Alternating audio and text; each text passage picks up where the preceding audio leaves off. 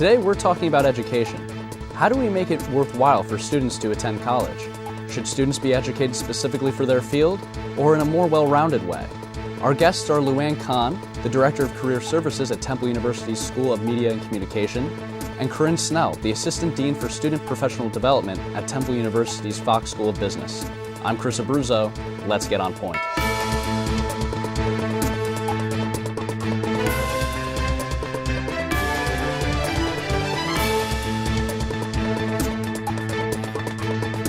Hello and welcome to On Point, a show that digs deeper into the issues that you care about and asks the tough questions. I'm your host, Chris Abruzzo. Today on the show, we're discussing one of the most relevant topics to any college student, their education. It has been an ongoing debate over the best way to prepare students for the real world. Some believe in a well-rounded education, while others favor a more specialized approach. To lead the discussion today, we have Lu Ann Cahn, the Director of Career Services at Temple University School of Media and Communication and former reporter for NBC 10, and Dr. Corinne Snell, the Assistant Dean for Student Professional Development at Temple University's Fox School of Business. Thank you for being here. Let's begin the debate. Now, everything has its upsides and downsides, and let's take college for instance. Many people can find the pros and cons in attending college. One obstacle that students face when coming to college is affording the education, specifically student debt. Between 2003 and 2012, the number of 25-year-olds with student debt increased from 25% to 43%, with an average loan balance of $20,000 in 2012. Lu Ann, I will start with you. Have colleges and universities done enough, if anything at all, to reduce the student debt for their students? To reduce the student debt, well, I know just there's a discussion in Harrisburg this week about keeping tuition down, and I know it's of great concern for so many students wondering, how am I going to pay off this debt? But there is no doubt in my mind that it's worth it, because I can't think of a single employer that I'm dealing with right now who doesn't want to see a college degree. And that is just the start. So, whether you have to work through, get loans, whatever you have to do, I believe that it is absolutely worth it. Without it, you are worth less in the marketplace. Now, would you say today's economic conditions play a serious role in how many students need that financial aid and how much of them fall into student debt? Oh, listen, there are more students, and probably Corinne can speak more to this, but I'm sure there are more students in debt than ever before. But honestly, I think that is part of the reason why I've been brought on to the School of Media and Communications, because we realize too, if students have this debt, we must start with students at the very beginning talking about preparing for careers. And so in the past, where maybe talking about jobs or careers just wasn't done, now we know, listen, not only do you have to get that degree, but you've got to be prepared for that career path, and we're not going to wait until you're a junior or senior. We now have to put it up there with education so that you can pay off your loans. Corinne, what do you think about this situation? I absolutely agree. Because of the economic impact of getting a college education, college and university career centers are being looked at a lot more closely. And how are they preparing students for life after graduation? The education is important, but what is going to be the ROI or the return on that investment? So from an accountability standpoint, that is one thing that legislators and government officials are taking a closer look at what we are doing in the education side to prepare our students for those careers so that they can start earning a salary after they graduate and start paying off those student loans. But Chris, we know, when parents are coming in with students, when they're checking out universities, now they're asking questions. What are you doing right now for students to make sure there's going to be a job there, there's going to be a career there? And in the past, I think it wasn't always the sense of the university that should be part of what's going on.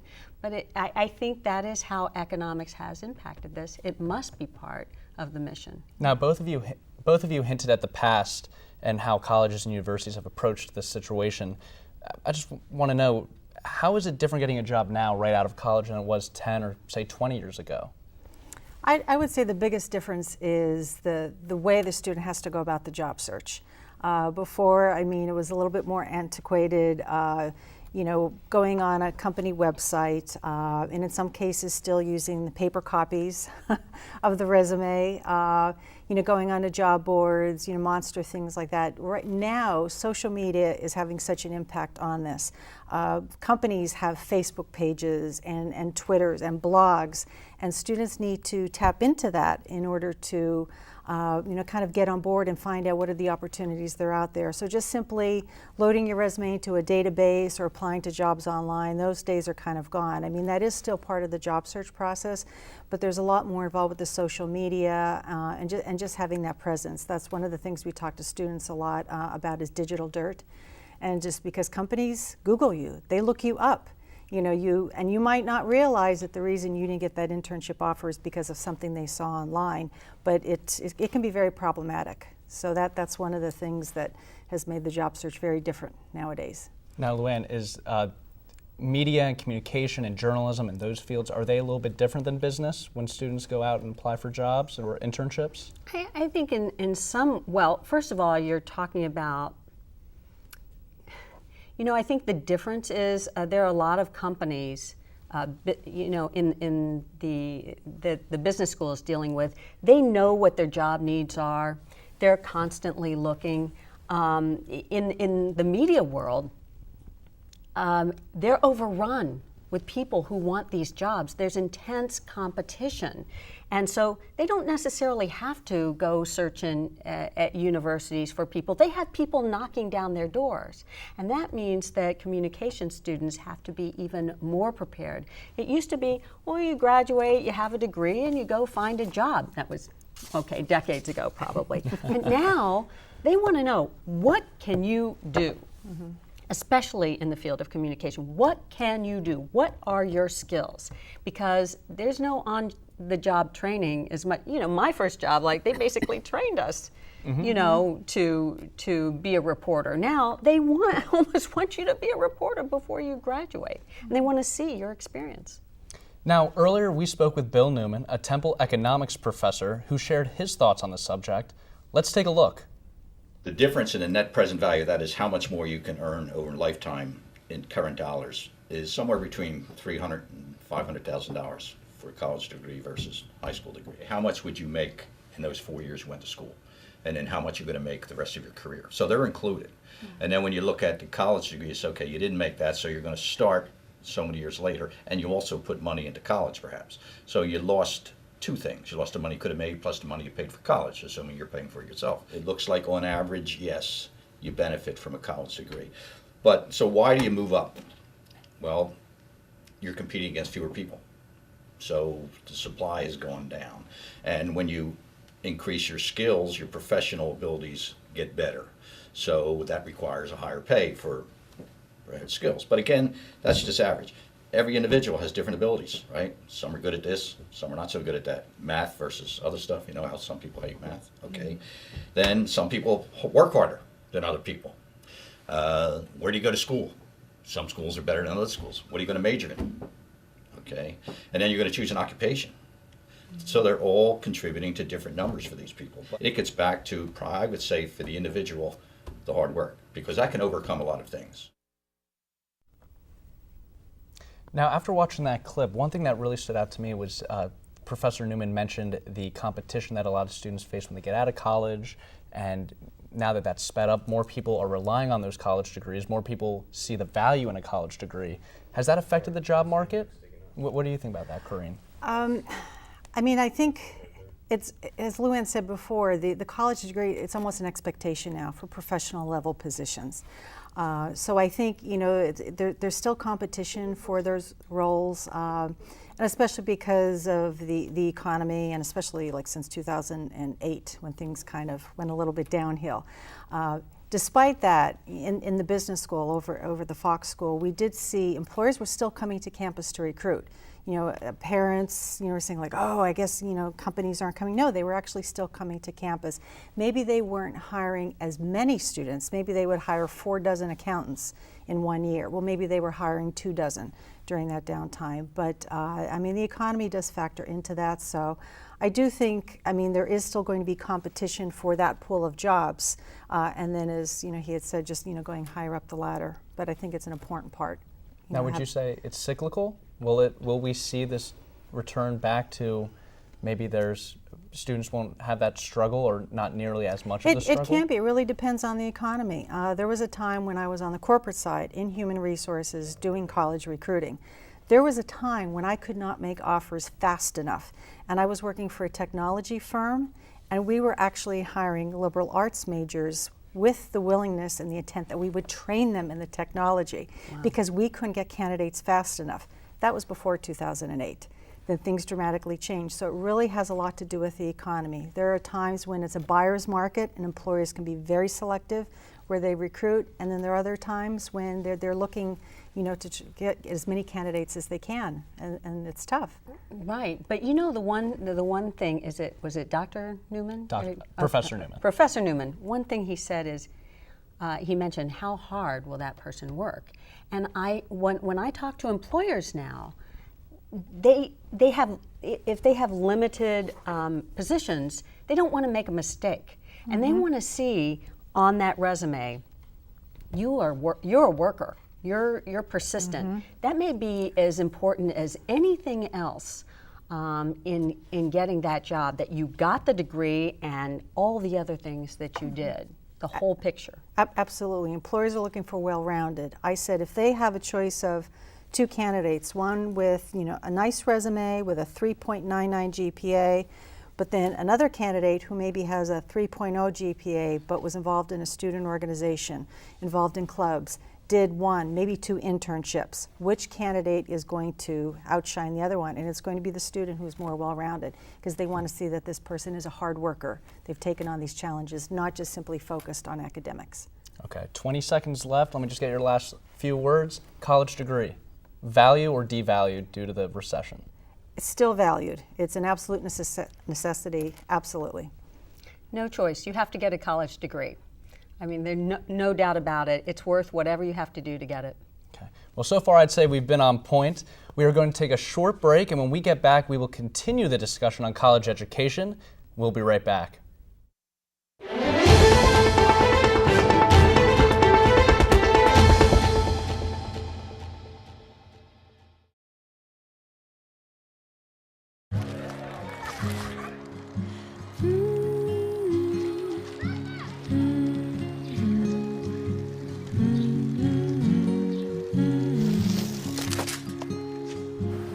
Of all the things you've done with your bike, donating it to Goodwill may be the most incredible of all.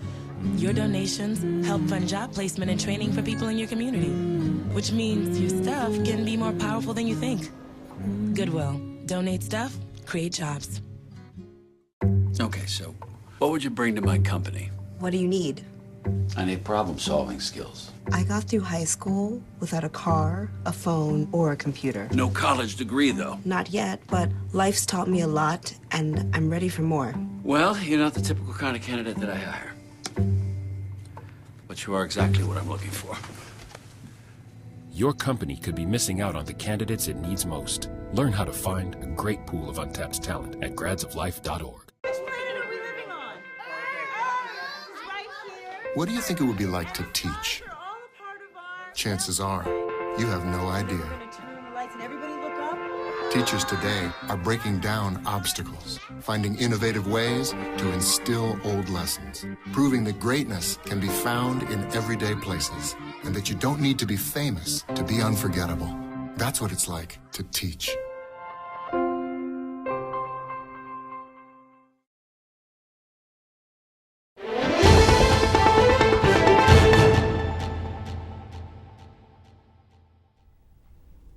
Welcome back to On Point. I'm joined by Corinne Snell and Lu Ann Cahn. Continuing our discussions on college education, Temple University requires all undergraduate students to take a few courses as part of the general education or Gen-Ed curriculum. A lot of students find this to be tedious, making classes they may not be so interested in taking. What do Gen Ed courses add to the experience of students? Many students would say they are not necessary. What do you guys think? Lu Ann? Well, I think if they're a part of core education, and I'm believing that they are important. I think, unfortunately, I have met people in my former profession as a reporter who didn't get basic core information, knowledge, writing skills. There's a gap. And even if, let's say, they're very good on camera, but they don't know history or just basic information that I believe that you're getting in these courses, they're not as well-rounded. I believe you have to have it. I don't know, what do you think? I absolutely agree. One of the things these courses offer are the ability, like you said, to develop your written communication skills. No matter what field you go into, that is so important to have those strong communication skills. But things like analytical skills, critical thinking skills, abstract reasoning, research, that is what students can take away from these courses. So they need to focus on the skill sets that they're developing from those courses. Maybe the topic itself isn't something that excites them, but there is a method to the madness, as they say, with taking these types of courses. And those types of skills that I mentioned, those are some of the things that employers are looking for, no matter what the major is. Now, I think it's important to note here at Temple University, some Gen Eds that you may be required to take include one art Gen Ed, one race and diversity Gen Ed, 2 science and technology Gen Eds. And Temple does open that up to many classes to be taken in those Gen Ed curriculum. You're not just limited to maybe a chemistry and a physics and you have to choose between the two. They do offer a lot, so I'd like to get that out there. But as a journalism major myself, I can say that maybe science isn't one of my strongest suits, but is that, with all the frustration that Temple students may have to encounter, what's your advice to that? I think it's just having that knowledge, that information. I mean, you may end up someday interviewing someone who's in a science and technology field, and just, again, having exposure, that just general understanding, I think is going to be helpful. Yeah, you might not specialize in that ever, at any point in your life, but just having that general understanding of that field, I think, is helpful. Or you would think, okay, why is this art history class important? But that information, that knowledge is, again, what I consider part of core knowledge. And as a communicator, reporter, you should have that. You should have that in your in your brain, not have to Google it. There's a certain amount of basic information that will make you better at what you do. Now, this is interesting to see what our guests had to say. We took some opinions out on campus, and let's hear what the kids on campus have to say here at Temple University. I'm here on Leocor's Walk asking Temple students their opinions about Gen Eds and how they contribute to their preparation for the real world. Gen Eds are super cool in a sense. I've taken some really cool classes like American military culture, which I really enjoyed. But it's when you break it down and you realize you're paying $2,000 per Gen Ed, it kind of gets it makes me feel nauseous. I think they're necessary, I guess. I think that maybe there are too many. And I don't think that they're a waste of time at all or a nuisance. I think that they are really important, especially the English and Mosaic, in developing writing skills and just, forming more of a well-rounded education in general. I think you need a somewhat well-rounded, but I think that the amount of Gen Eds that we have is a little ridiculous. I think we should have 2 or 3, not the amount that we have. Honestly, I don't think they're needed. They're not going to help me in my future. I mean, it's good. It's it gives us facts and information about history and all these other things. But a lot of what I've learned in these Gen Eds, I've learned in high school and even before high school, and I've learned from reading other books. You need to take Gen Eds to be able to have a more broader perspective on life and the way the world works. I think they're very important. At first, my freshman and sophomore year, I thought they were a waste of time. However, it wasn't until this year that I started realizing that these Gen Eds are supposed to open your mind. I don't think they're as worth the time and energy spent on them as major classes. I think it depends on the person. I mean, I'm taking them pretty much just because I have to. But I feel like they could really help you, but I mean, for me as an athlete, I think I'm just trying to do the easiest classes because I have commitments elsewhere. We've heard what Temple students have to say. I'm Shannon Hurley, On Point. So what really is the best way to prepare students for the real world? Lu Ann?